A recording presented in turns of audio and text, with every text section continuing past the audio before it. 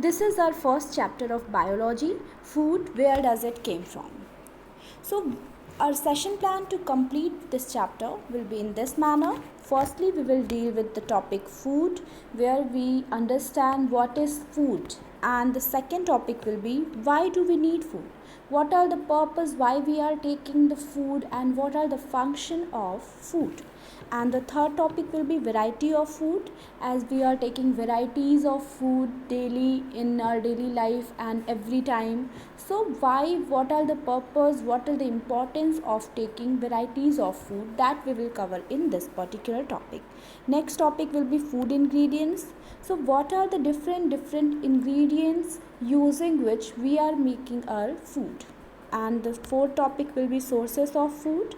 What are the sources from where we are getting our food, or we are getting our ingredients to prepare our food. So what are the different sources, that we will study in this particular topic. Next topic will be types of animals based on food habits.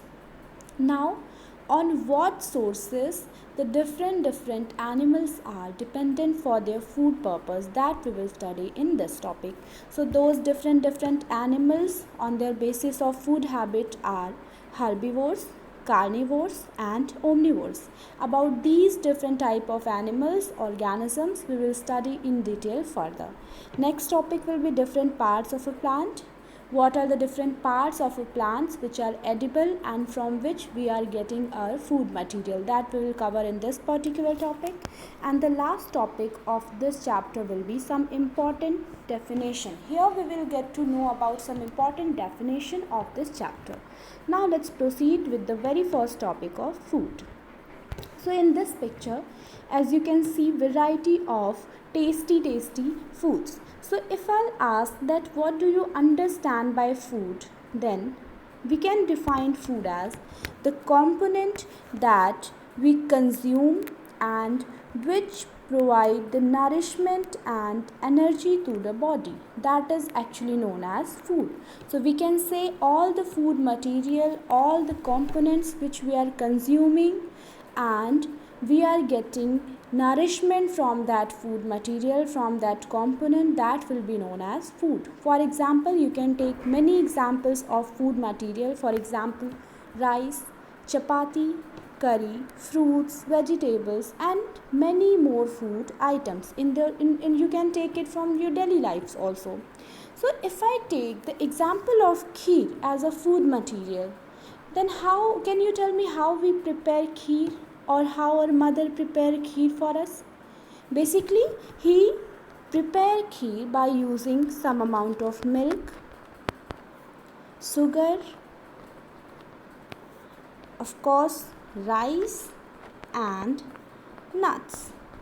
So these milk, sugar, rice, nuts, these are different materials or ingredients which we require to prepare a particular food material, that is kheer.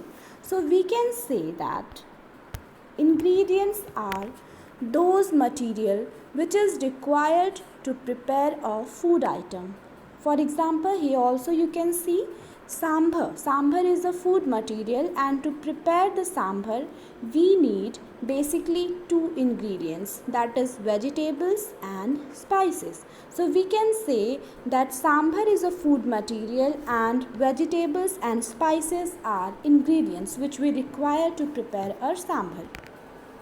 Now the next will be, in the same way the other examples is also here. To prepare rice, we need water, rice and salt as an ingredients. So by using different ingredients, we are preparing different food material, and those food materials are actually providing energy and nourishment to our body. Now, if we talk about the food sources, then how these ingredients, this variety of ingredients we are getting, from where we are getting these variety of ingredients.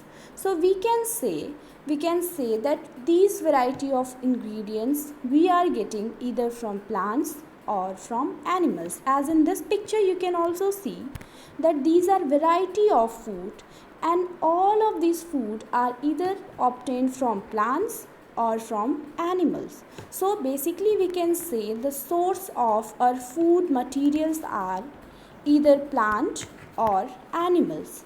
So those organisms who are solely dependent on plants for their food particle, for their food material, they will be known as herbivores. For example, rabbit, grass eating animal, cow, buffalo, goat.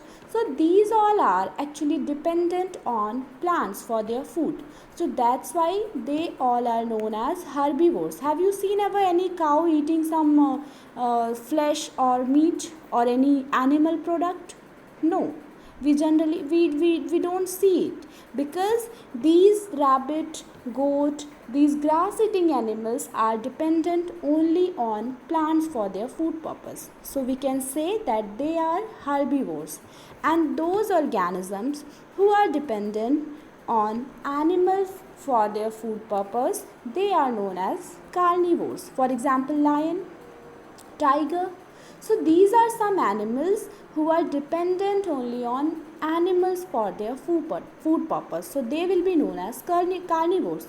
In the same way, we can say that, have you ever watched any lion while eating some grasses or some bread or pizzas? No, we haven't seen it, because they don't like vegetables. They can't feed it. They only dependent for their food on animals.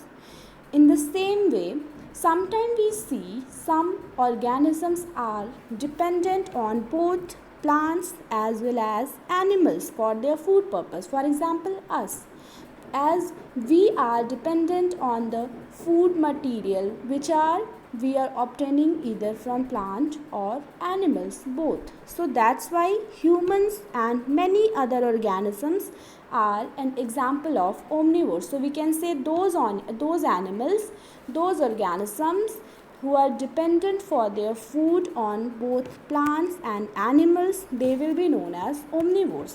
We can understand more clearly about these concepts in this slide also, as in this particular picture we can see many examples of organisms, and they all are dependent for their food on grasses or vegetables or plants. So that's why they will be known as herbivores. And in the second picture we can see a lion which is eating some flesh or meat or some other animals. So we can say those animals who are dependent on animals for their food purpose, they will be known as carnivores. And in third picture, as we can see the other examples, these are those organisms who are dependent on both plants as well as animals for their food purpose. So that's why they are known as omnivores. So hope up to this much is very clear to everyone. So question from this slide can be asked that, give the two example of herbivores or carnivores or say omnivores. So I hope that now you would be able to give examples as well as identify that which organisms are herbivores or carnivores or omnivores. Now the next slide. Now let's talk about the different parts of a plant from where we are getting our food material. So as we all know that our plants have different part that is flower, leaf, fruit, stem and root. So these are different parts of a plant which all are edible and which we can eat. For example, in this picture you can see the rice, wheat, ragi. These are some seeds part of a plant. So these are edible part of a plant. In the same way, if we talk about spinach, methi, mint, bathua, so they all are a leaf part of any plant which is edible. As you can see in this picture, these are some pictures of spinach, methi, bathua, and they all are the leaf of a plant. So these food ingredients we are getting from leaf of a plant. Now if we talk about brinjal, apple, orange, pumpkin, as in this picture you can see also, so these all are fruit part of a plant. And the same way if we talk about carrot and radish, so these all carrot, radish, they sugar beet, so they all are root part of a plant. and onion, potato, they are stem part of a plant. And if we talk about cauliflower and broccoli, so they all are flower. They all are flower of a plant. So we can say that different parts of a plant we are using for our food purpose. Now let's talk about the last topic of this chapter, that is some important definition. So in this picture you can see this is a flower which is secreting some nectar, some juicy liquid.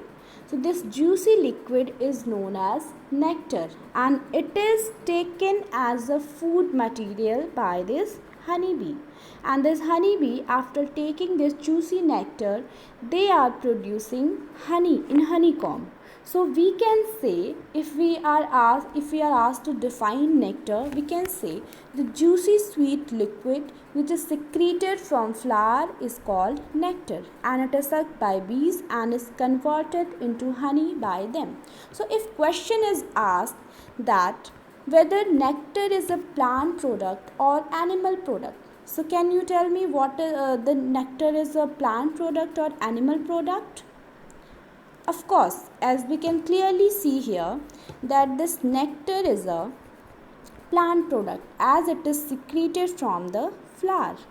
But if the question asks that honey is a plant product or animal product, then we can say that honey is an animal product as it is produced by honeybee after taking nectar from a flower. So these are some important questions which can be asked from this particular slide. Now the next is sprouting. Whenever you are soaking some pulses in water for 4 to 5 hours or sometime for 1 day or 2 days, we generally see some white structure like this, some white fibrous structure like this. So what is this white structure? See, we can call this white structure as sprout. So we can define sprout as small white structure come out of seed is called sprout, and this process of coming out of sprout is known as sprouting. So the question simply can be asked that there will be one image and it will be asked that name this white structure, or it can be asked that what is sprout. So hope now you all be able to answer this question. Now the next slide is cellulose. So what do you understand by cellulose? So cellulose is a substance that is found in the cell wall of a plant. Basically, we all know that plants are composed or made up of variety number of cells, and these all cells are containing cell wall, and this cell wall is made up of cellulose, which is only present in plants. So this cellulose is actually a type of carbohydrate which can be digested by grass eating animals but not by many other organisms. For example, humans cannot digest cellulose. So this question can be asked from this particular slide, that cellulose is digestible by humans or not. So answer will be no. Humans cannot digest cellulose because humans don't have that particular enzyme or bacteria in their digestive system to digest the cellulose. Now the next topic is enzyme. So enzyme is something, basically we can say, suppose see, this is some compound which is A. Now we want to convert this compound A into B. So to convert this compound A into B, we need some chemical substance that is known as enzyme. So we can say that enzyme is a chemical substance that help in bringing about changes to certain other substance without undergoing any changes themselves. That means this enzyme, this is a chemical substance, it will help to change this one particular substance into other without going into changes itself. So hope up to this much is clear to everyone. So by this way we have completed our first chapter, that is food, where does it came from. Thank you.